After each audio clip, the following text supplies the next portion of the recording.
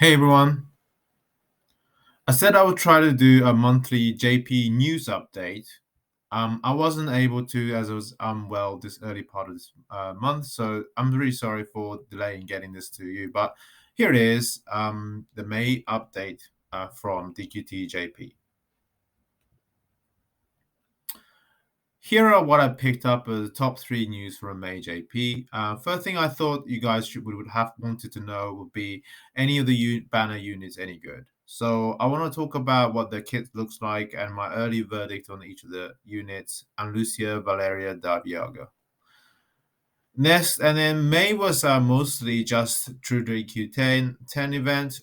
So there were three updates within it, and I want to talk about how it was perceived by JP community. And then late May, kind of a filler event, in my opinion, is a Killing Machine Fest, like we've seen with the Dragon and the Beast, has been announced and it's still ongoing, but I want to just talk about that a little bit. So as I said, May was mostly a DQ10 event. A lot of the new stuff was announced in April, but most of the DQ10 event was happened in May. So on the Vanna units, I want to talk about. I want to give you a quick overview and early verdict on. So hopefully, this will give you some ideas of whether you should be saving up for these units. So first one is a new Anlucia. My early verdict in this unit is 4.5 out of 5. That's which is really high, obviously. But why is she so good? She has a 3 times last stand, as I call them, like Human Sorrow. Half resistance to all status ailment, similar to Erdrick, but it's a half resistant. But instead of 3 turns lasting it 3 turns, it will last throughout the game. So it's really good. She has a scissor attack with healing. Also, what that means is that if you can't kill Anna Lucia in a turn, she survives in last stand. She comes back with a high health in the next turn. So it's really difficult to kill. Also, she has an excellent party support with the which generates the tiles that increases damage but also reduces damage. So this has been proven to be very great for a party support. So 4.5 in my early verdict. Valeria is the next up, and she's 3.5 in my opinion, just above average. She's a very, very strong crack DPS, superseding Santa Elena. Has a high AoE general range, as I called it, in crack spell, which is very powerful. It kills, I think, nearly kills solo in one shot. So you can imagine how strong that is. Unfortunately, though, she's weak to sleep, and that's a real huge biggest downside in using RTA. But because she's so pretty and beautiful, and kudos to the devs team or design team for creating that unit. So I give them an extra half point and making her 3.5. And lastly, Daviaga is, in my opinion, 3 out of 5. And the reason I say it's a kind of a 3 out of 5 and nothing higher is because I feel he's a kind of a side grade to Madrigora. So I've got a double quoted upgraded. Now he gets a confused and a blind as opposed to poison. So some might say that's good and bad. From non-elemental, it's now changed to Fritz. So again, do you like that? Yeah, both. I'm sure there's people for and against that. So and then also he comes with a starting snub instead of bounce. Again, pros and cons exist. So all in all, I think he's very similar to Madasagora. Might be good in some situation, better in some situation, but less so in the other. In terms of damage, is only okay. And especially given all of these other units are kind of do crazy damage. I had to rate him a 3 out of 5, sadly. But I think both Valerian and Viaga are still good, and especially they are good at low awakening as well. So if you pull for them, I don't think you should be disappointed. If you pull Anna Lucia, that's a top price, and you might want to be considering a high awakening on her as well. Then what's the actual DQ10 event look like? So I want to just talk about that. So event itself was very basic, is what I'm hearing, and a little bit disappointing considering it was called the true DQ10 event. And I do feel it's a little bit rushed and squeezed in between anniversary and the different true numbering events. But it is what it is.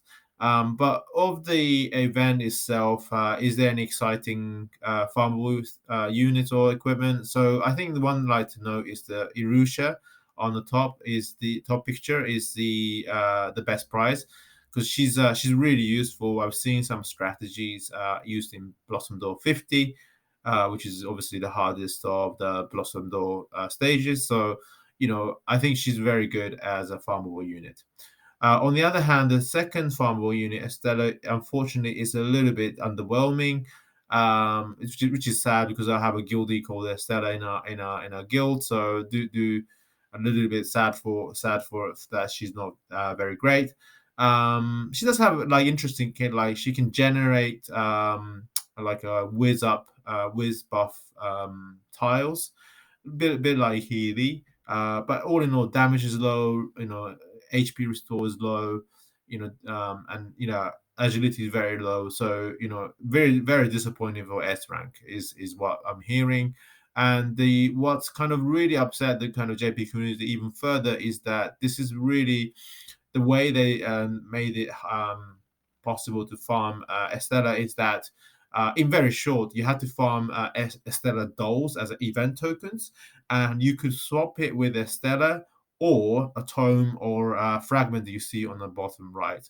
And it's almost like you had to choose between two unless you're willing to spend gems. And people have a set expectation in this event that you can farm pretty much everything you see without spending too much gem refreshes. And to have like a dangle carrot that you can't have has been really really upsetting.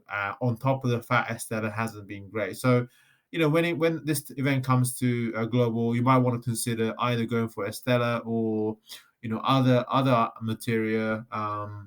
And especially the farming stage are only available on the 3 stages you see on the bottom left picture. And yeah, everything else that you farm together with the doll, Estella dolls, is really really underwhelming. So yeah, you don't want to be overspending too much stamina on this. So something to watch out and to think about. And the last point I want to talk about is the Mindini Hunter event, as I called it. But as I said, it's kind of a killing machine fest. What's so great about it, and the key highlight of this event, I would say, is the pink Mindini colored killing machine that you see on the left. Why is she so good? She's only at A rank, but she's really really good, strong unit.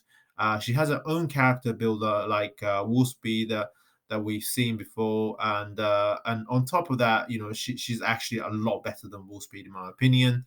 Also, they had a very good upgrade where you no longer need a gold to do these character builders on the A rank units, or selectable character builders, as you might call it. So yeah, I think you would have saved yourself 60,000 if you still haven't upgraded Wolfspeed like me. So congrats on that. Talking about Bindini Hunter, provisional name, it's a lot stronger with speed, as I said. It's a selectable skill, includes bounce, but or physical, martial, and bounce to the choice.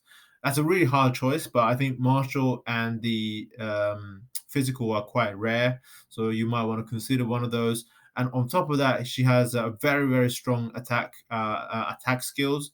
I think one of the best skill, in my opinion, is a Zenlong wide AoE. That's of a whoosh attack. It's also multi hit whoosh attack in that point. So really really strong for A rank, and there's people in Japan was really excited to see this. At the banner, it was a Trominator you see on the bottom left, and also it's also very good. Agility buff, a lot of attack buffs. Attack bounce is the kind of key feature, a little bit like a wild card, but yet to find out how good it is in the meta. But definitely looking to be very very strong kit for a 50 weight unit.